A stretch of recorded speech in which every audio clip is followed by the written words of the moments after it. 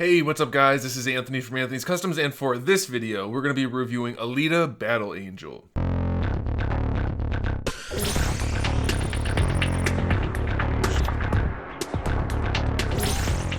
Now this movie is one that I was very excited for. I was very bummed out when it got pushed back to this time of year.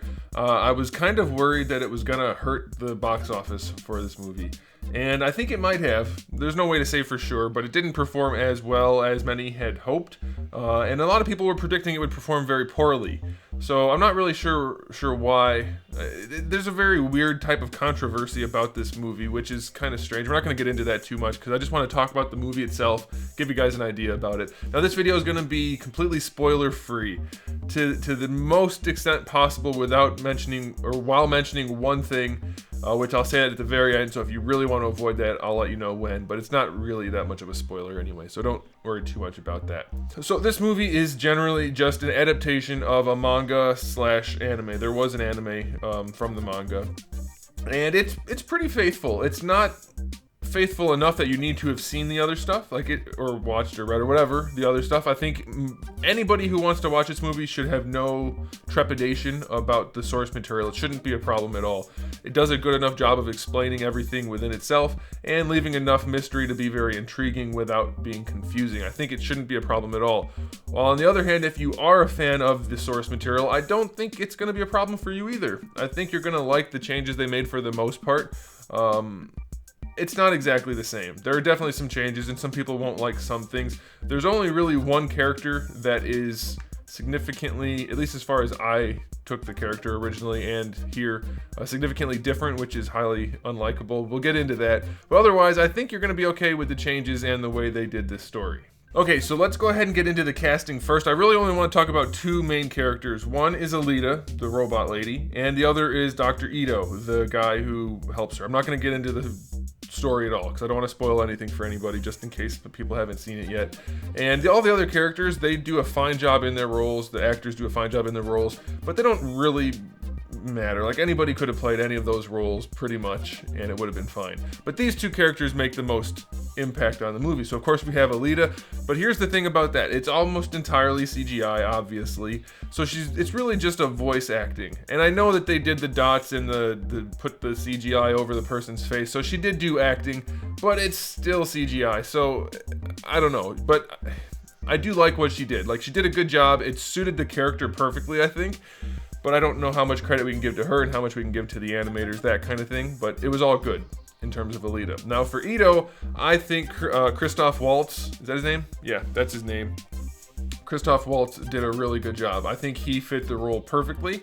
He made the role his own while still making it a faithful adaptation. So perfect choice for casting for him. And then, like I said, Rosa Salazar for Alita was fine. It was good. I can't say much more than that. So casting was fine. All the other characters were fine. They did a good job. No complaints. Except for Ed Skrein. He kind of plays the same character every time he plays anything, but he was fine in his role too. Skrein, I don't know, however you pronounce it. He did a good job though. It wasn't a big role, but big enough, and he was fine. Okay, let's talk about the writing real quick. The writing for this movie is kind of okay and kind of bad.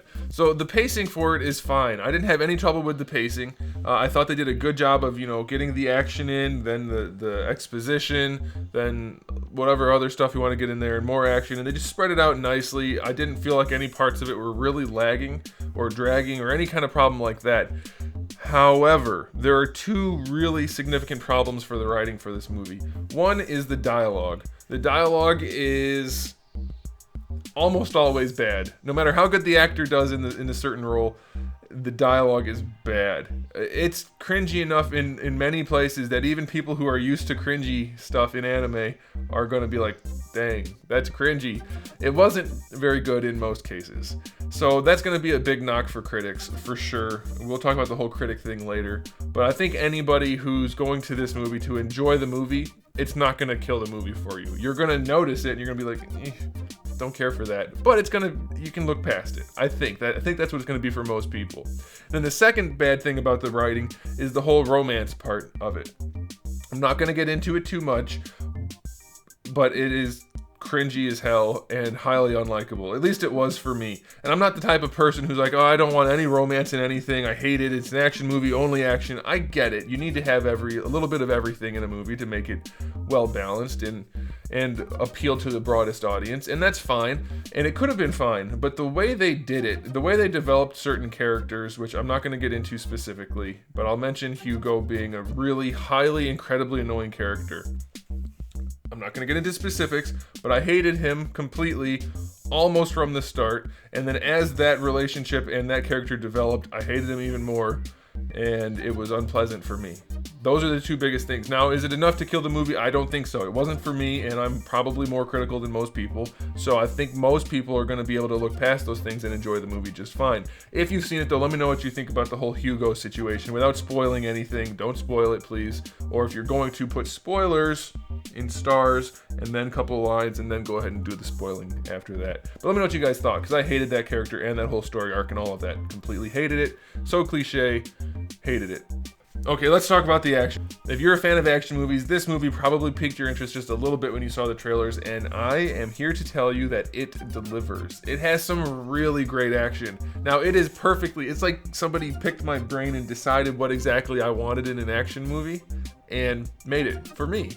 It's like exactly what I would prefer. So I guess I'm technically a little bit biased here, but as far as I'm concerned, it's still objectively excellent. The action's great. It's very unique because of the setting, because of the characters, because of the whole genre of this type of movie. They're able to do things that you don't get out of normal action movies. Robot people, obviously, the sky's the limit with what you can perform as long as you can actually make the CGI work, which we'll get to that in a minute. But it was excellent. I loved it. The action was enthralling. I don't know. I don't know how to describe it. It was such a unique experience in terms of your general blockbustery type action, which is, I mean, it's CGI action. We've seen it with Transformers. We've seen it with all the superhero movies. It's all the same thing, just iterated upon. This is the most unique I've seen in a very long time, so I very much enjoyed it. I think anybody who's going to this for the action will like it. Okay, the last thing I want to talk about specifically is the CGI. Obviously, this movie was going to rely heavily on computer-generated graphics. It wasn't going to be a whole lot of practical effects. It wasn't going to be a whole lot of anything but green screen and dots on faces. And I've seen people complaining about it, and I don't understand why. Because they're saying things like, oh, Avatar was better. I don't see how. I really don't. I don't think Avatar was in any way better than this, other than it was less realistic stuff. So Avatar had a bunch of like neon colors and plants and weird animals and things. So the entire thing looked like a cartoon, whereas this was all realistic looking stuff. Sure, it's robot people and people with big eyes, which we'll get to, but this looked like a bunch of real stuff that was animated as opposed to a bunch of cartoony stuff that was animated. I'm pretty sure the people that have the criticism for this movie and are defending things like Avatar have an agenda or a bias.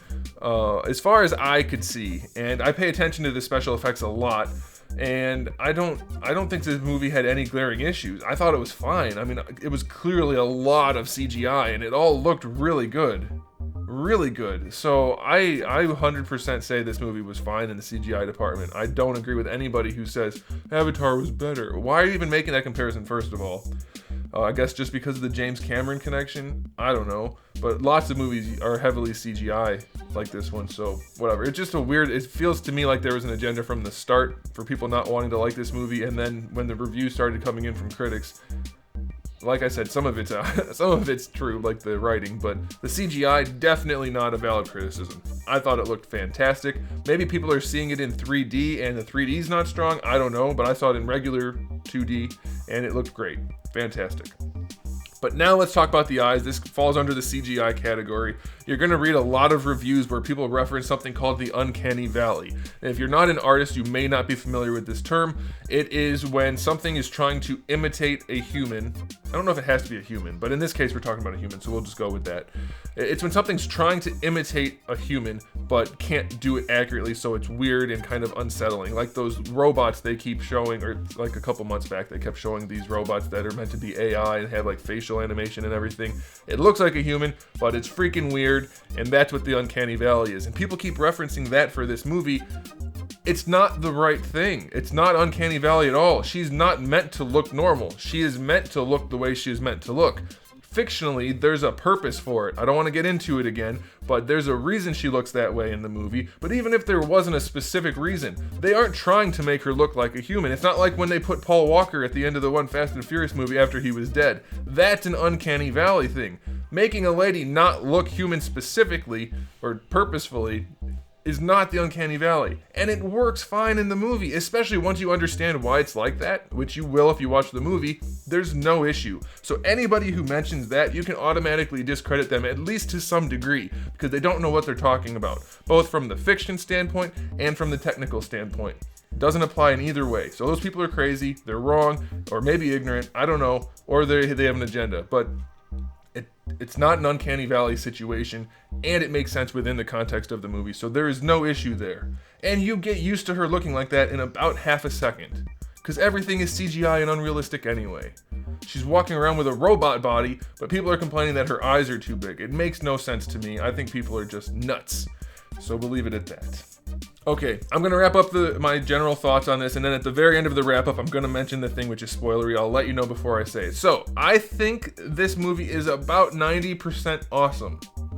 The 90% of it is everything other than the dialogue and the romance. That's 10% butts. I hated those two things. Well, I hated the romance. The writing was just cringy and not good. So, 90% awesome is still kind of awesome. I think it's a pretty good movie. I think critics are going to lambast it completely, and it seems that they are, saying it's just so bad. But they're saying it's like it's worse than the most recent Ghostbusters movie and things like that, which to me discredits them right away, because nobody liked the Ghostbusters movie at all, yet if you look at this movie, every viewer likes it.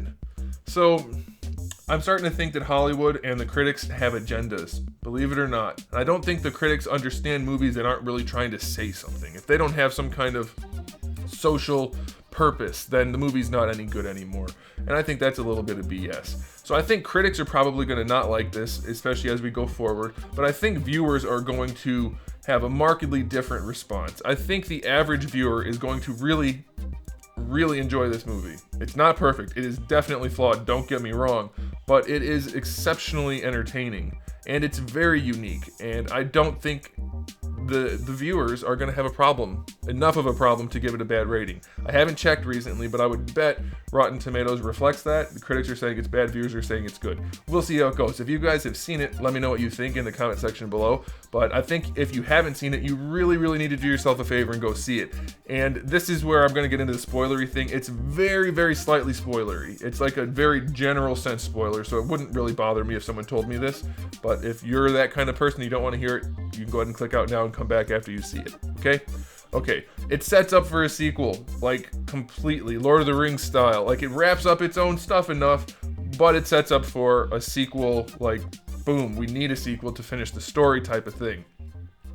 So that's why I'm saying another reason you need to go see it is we need it to do well in order for them to want to make a sequel. And if you see it, I think you're going to agree with me that you're going to want them to make a sequel. You want to see the rest of the story, but you also just want more of this type of content. So please go out and see it for my sake and for yours. And again, if you have seen it, let me know what you think, guys. And if you haven't, let me know what you think about going to see it. Are you excited or don't you care?